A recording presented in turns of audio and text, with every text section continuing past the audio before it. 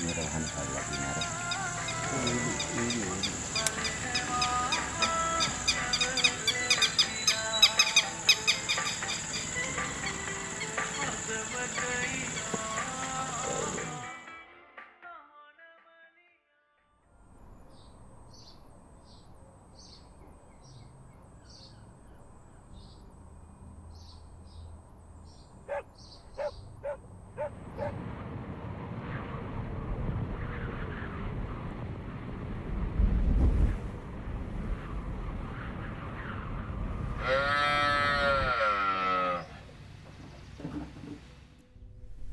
It's such a broad topic because within human-elephant conflict, you have lives of people who have lived among elephants for a very long time, but it's an entirely new situation now as elephant habitat has shrunk, as the human population has grown, the conflict is increasing daily.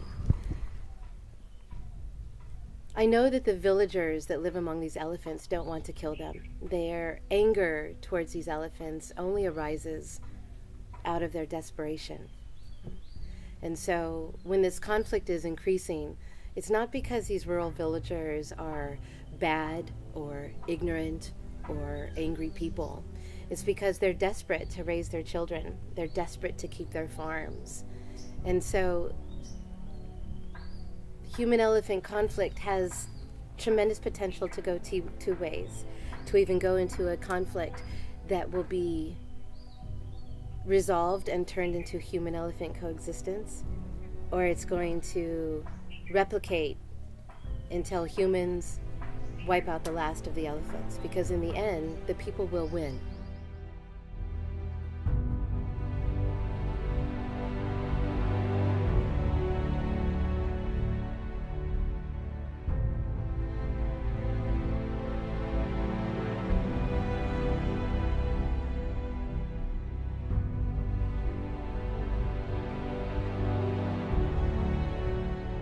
When the elephants come out of the national park and raid a farmer's farm, the farmer is left with, he feels, no choice but to kill the rampaging elephants. For one thing, it's illegal. Elephants are endangered in Sri Lanka, and you can't kill them. It's against the law. So often what happens is the farmers will just wound the elephants enough so that they go onto another person's property or back into the jungle and die. Again, they don't want to do this. It's out of desperation.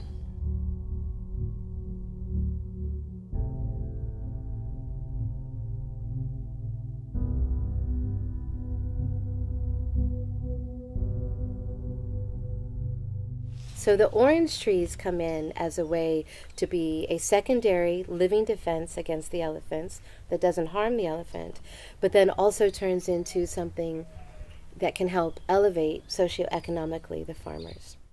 We're digging 2 foot by 2 foot by 2 foot deep holes in the blazing sun day after day to plant these orange trees and install these hives. And this young man, who is very poor, who speaks no English, who has very limited education, heard about the project. And he followed us for days, on his own went and dug 168 holes, and then came again and said, please come, please see my holes. Please may I have trees.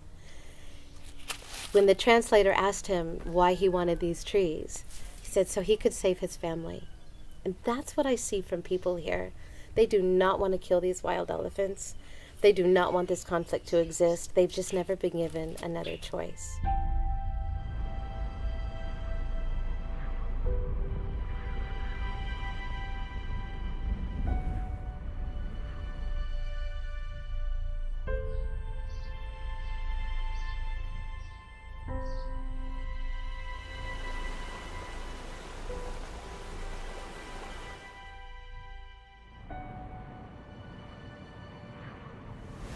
In Africa, we've seen great hope with honeybees repelling elephants too. And then I came to know people in Sri Lanka that were working with honeybees, and it seemed like something that might work, although we don't have the proof at this point that it will. Sri Lankan honeybees are much lazier than African honeybees are. We don't know if they will repel the honeybees. So that's one place we're just taking a chance. Will this work? We need to educate farmers who already work from dawn to dusk on how to work with these honeybees.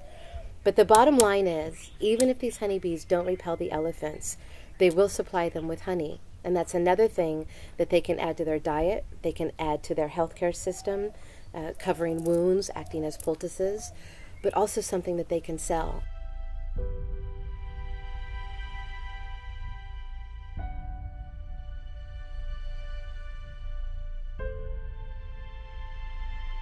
The future I see here is one of absolute hope.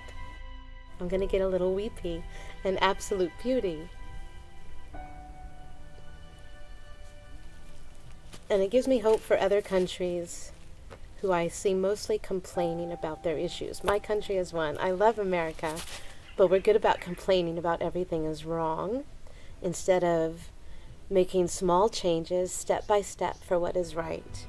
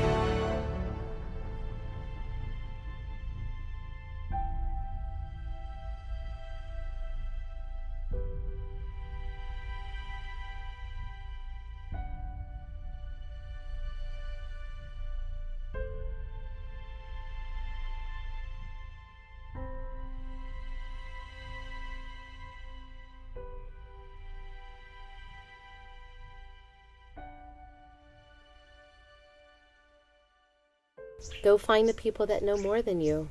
Surround yourself with all the people that knew more about you, with that thing that moved you enough to cry in the night, somebody should do something about this.